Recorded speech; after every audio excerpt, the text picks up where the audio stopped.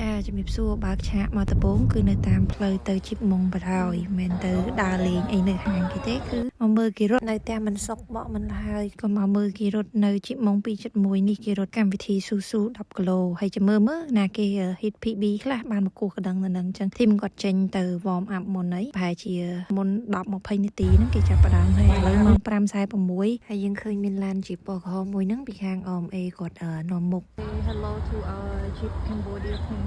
អត់ការងារធ្វើទេម៉ោង5:48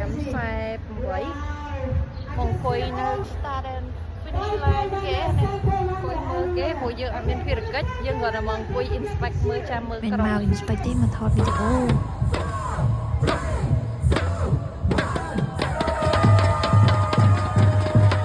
ូចេញទៅឲ្យអ្នក10គីឡូលឿនសាហាវជាពិសេសបងពាក់ឈុតក្រហមនោះមើលចុះនៅឡើងឃើញអ្នកមួកទឹកក្រូចនោះអាវទឹកក្រូចអូ champion ណាបើនិយាយពីអ្នករត់10គីឡូនេះវិញគេថា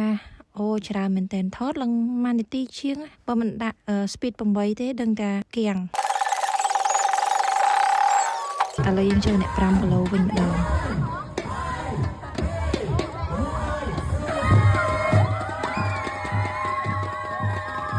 5គីឡូនេះមានទាំងក្មេងមានទាំងចាស់ហើយពួកគាត់មួយចំហៀនចង់1ម៉ែត្រក្មេងរត់វត្តគឺសាហាវលឿនមែនតើហើយខ្ញុំឈរចាំមិនដល់20នាទីគឺមានអ្នកលេខ1គាត់មកដាក់ឥឡូវយើងដើរមកធួស្តង់កន្លែងឆាកគេតិចសិនឃើញមានហើយគេខ្លះទេតែឥឡូវមកមើលឈ្មោះក្រុមឈរលេងបាន1នាទីផងអ្នកលេខ1 10គីឡូស្រីមកដល់ខ្ញុំថតជាប់ពូរត់លឿនសាហាវ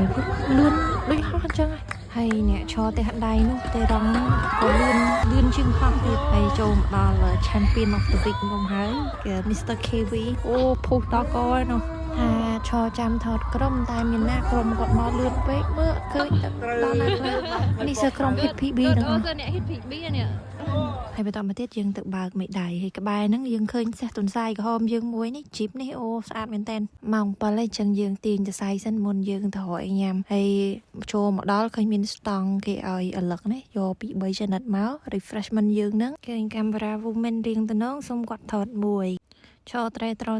ដឹងតាណាទេគេឲ្យនំមកកញ្ចប់ទៅឥឡូវយើងមកមើលថាណាគេគូបដិងខ្លះនេះនៅសញ្ញា PB នេះ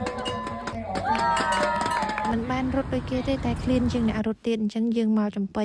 ដាក់មីគៀវមួយធីមមួយមកហើយមួយចានអត់ឆ្អែតទេបាយញ៉ាំអីគេបងញ៉ាំបាយអីកើមប៊ីចឹងវីដេអូហ្នឹងចប់តែប៉ុណ្្នឹងហើយយើងញ៉ាំហើយយើងបាយជើងគ្នាទៅផ្ទះរៀងខ្លួន